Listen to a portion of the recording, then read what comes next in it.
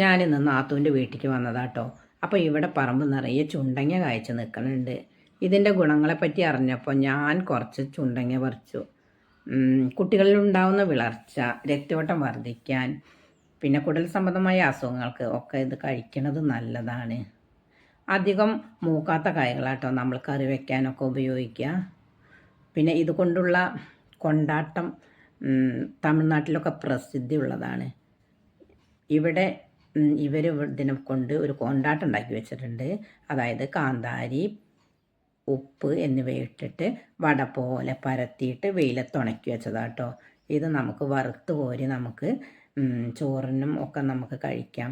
ഞാൻ ഇതുകൊണ്ട് കുറച്ച് തോരൻ വയ്ക്കാൻ വേണ്ടിയിട്ട് ഒരു കല്ലിൽ വെച്ച് ചതച്ചിട്ട് അതിൻ്റെ കുരു കളഞ്ഞ്, പിന്നെ കുരു കളയാൻ വേണ്ടിയിട്ട് വെള്ളത്തിലിട്ടിട്ട് ഒരു 2-3 പ്രാവശ്യം നമ്മളിത് കഴുകിയെടുക്കണം കേട്ടോ. അതിനൊരു കറ ഉണ്ട്.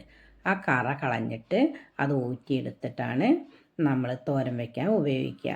ഞാൻ പിന്നെ ചൂടായ എണ്ണയിലേക്ക് കടുകിട്ടിട്ട് അതിലേക്കിട്ടു, ലേശം കുറച്ച് ഉപ്പിട്ടു, പിന്നെ അതിലേക്ക് വേണ്ട തേങ്ങ, പച്ചമുളക്, വെളുത്തുള്ളി, ചുവന്നുള്ളി എന്നിവ ചതച്ചിട്ട് അതിലേക്ക് ഇട്ടു കേട്ടോ. അങ്ങനെ ഞാൻ തോരൻ വെച്ചു. അപ്പോൾ ഇനി ആരും ചുണ്ടങ്ങ കിട്ടിയാൽ വെറുതെ കളയരുത് കേട്ടോ. നമുക്ക് ഇങ്ങനെ എന്തെങ്കിലും ഒക്കെ ഉണ്ടാക്കിയിട്ട് നമുക്ക് നമ്മുടെ ഒരു ഭക്ഷണത്തിൻ്റെ ഭാഗമാക്കാം.